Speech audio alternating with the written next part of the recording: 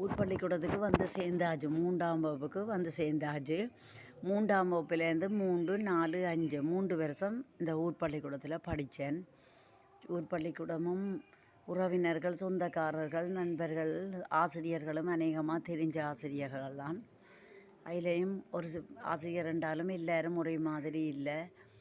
ஆசிரியர்களும் பிள்ளைகளின் மனதை கவர்ந்த ஆசிரியர்களாக ஒரு சிலர் தான் இருப்பினும், அப்படியான சில ஆசிரியர்கள் இன்றைக்கும் உயிரோடு சிலர் இருக்கிறார்கள், சிலர் இறந்துட்டார்கள், சிலர் இருக்கிறார்கள். ஆனால் உண்மையாக சில ஆசிரியர்கள் தெய்வங்கள் தான். ஆசிரியர் என்றே சொல்ல முடியாது, கடவுள்கள் தான். எங்களை அன்பாலும் தங்களோட பண்பாலும் அரவணைத்து கல்வி அறிவூட்டி நற்பண்பையும் நல்லொழுக்கத்தையும் போதித்த ஆசான்கள் மண்ணில் மறைஞ்சு போனாலும் இன்றைக்கும் எங்களோட நினைவில் இருப்பினும். அப்போ அந்த ஊர் பாடசாலையில் படித்த காலத்தில் எனக்கு சித்திரம்ண்டா நல்லா ஓடும். இயற்கையில் முதல் படிக்க போன போது கூட ஸ்லேட்டில் மன்னார் முஸ்லீம் ஸ்கூலில் டீச்சர் வந்து ஆனா எழுதி விட்டால் அந்த ஆனாவை அழித்து போட்டு பூவும் இலையும் கீறி கொண்டே காட்டுறது தான் என் வேலை. அந்த டீச்சருக்கு கோபமே வராது, பாவம்.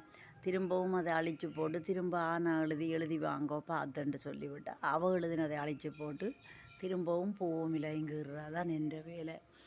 இப்படித்தான் அந்த டீச்சருக்கு கோபம் வராமல் இருந்ததுண்டு இப்போ நான் யோசித்து பார்ப்பேன்.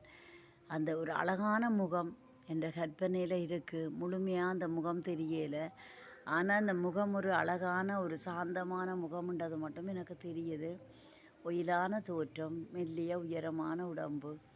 நிச்சயமாக அந்த ஆசிரியர் இப்போ உயிரோடு இருப்பான்னு சொல்ல முடியும்.